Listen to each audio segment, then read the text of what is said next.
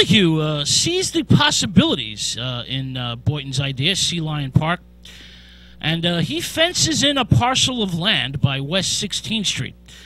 And he starts a new amusement park called Steeplechase. Now, the centerpiece for Steeplechase Park is a British mechanical horse race ride that rides along a metal track. It's designed by J.W. Caudry, I believe. Now, this steeplechase ride enables ordinary people to experience the thrill of racing. Now, Tillyhue starts elaborate new amusements and whimsical structures in Steeplechase. Now, Steeplechase has a grand entrance. It's an arched top with charging horses, and it's flanked by a post office and a hotel. There's many landscapes. There's formal gardens, flower beds, shaded walks, many towers and pavilions. He builds an airstrip tower. There's boat rides, a recreation of the Grand Canal of Venice. There's a bathhouse, and Steeplechase has the largest ballroom then in New York City or New York State. Now, the goal, Tillyhue's goal, is to change the image of Coney Island from the Sodom of the Sea image to, well, a fantasy family land. Magnetic fun-making. Performers wander around Steeplechase Park dressed as in clown outfits and in whimsical outfits, and they entertain the patrons. It's an enclosed area, as I mentioned, which allows an element of control, and he keeps out the rougher element. Well, in 1907, after years of success, half the park is destroyed by fire. Well, this doesn't stop Tillyhue for a minute. He puts up a sign and charges admission to the smoldering ruins. Tillyhue promises to build a bigger, better steeplechase, and he encloses 3 acres in a steel and glass pavilion that's open on rainy days. It's weatherproof. This new steeplechase is height, space, light, and color. It features a shadowy interior that's illuminated by shafts of golden amber light pouring through the glass walls. There's lots of cut glass, and the cut glass forms rainbows of color on the walls. There's delicately curving steel trusses that are supported by rows of Corinthian columns. Now, the base of the new Steeplechase Park is four caryatids, female nudes with outstretched arms holding lamps. There's a bizarre, memorable impression. The back has abstract mosaics of muted colors, and there's cutouts of leaping horses silhouetted against the smiling, grinning, funny face, that really great symbol with the grinning clown that, well, is both amusing and creepy at the same time.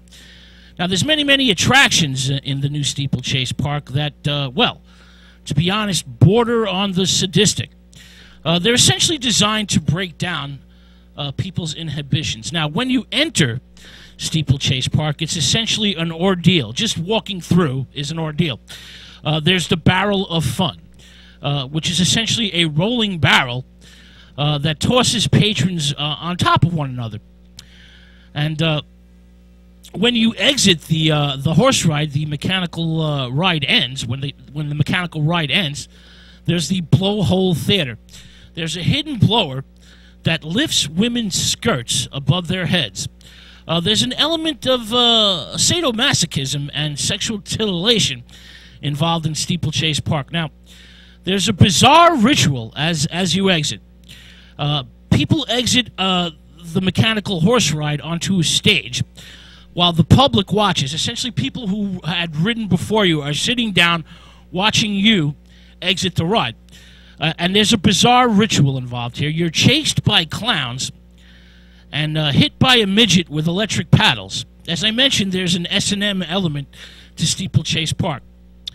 There's very popular rides that throw people together and essentially give young couples the opportunity to feel each other up. There's the human roulette wheel. There's the whirlpool. There's the human pool table, and the giant slide. And of course, the classics of polished brass and nickel, gems of polished brass and nickel, like the El Dorado, the German hand-carved carousel, and the bicycle race.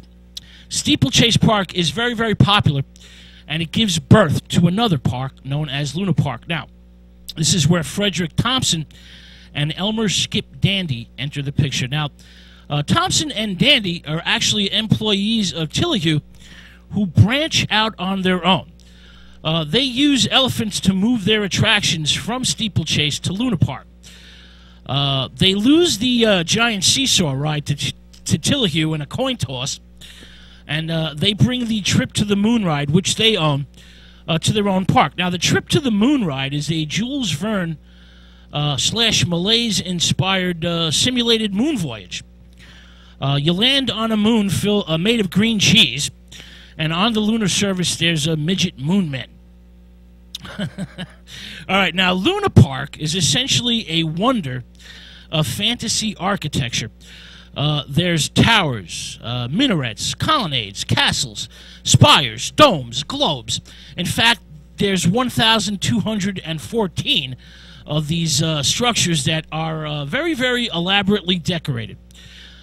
The centerpiece for Luna Park is the old Sea Lion Park Lagoon, and they add a magnificent iron tower of 20 stories. Now, Luna Park by day is essentially a fantasy paradise, but at night it becomes an electric Eden. Now, the theme for Luna Park is storybook Baghdad. Aladdin spires and minarets and towers of children's picture books. As I mentioned, by day, it's a fantasy paradise. There's color everywhere, a harmony of orange, white, gold, and blue. And at night, well, Thompson and Dandy string along light bulbs all over Luna Park, and they turn Luna Park into an excited and beautiful skyline that's seen for miles and miles. All right, now Luna has its own dynamo, its own power source, its own wireless station, its own radio station. It has its own sawmill and machine shop. It's essentially the electric city, a city in its own right. And Luna Park's application of electricity is as fascinating as any show or ride. At night, Luna Park, as I mentioned, becomes the electric Eden. That string of light bulbs turns into the illumination of heaven. All those towers and colonnades are illuminated, and spinning pinwheels are lit up. And, well, it's just an amazing, amazing sight. And lit up like Luna Park enters the vocabulary. Now, there's a circus atmosphere in Luna Park. Live elephants and camels stroll the park grounds. There's monkey races. There's midgets. There's a sideshow. There's theatrical extravaganzas. For example, the giant naval spectorium that simulates a naval attack on New York City from the navies of the world.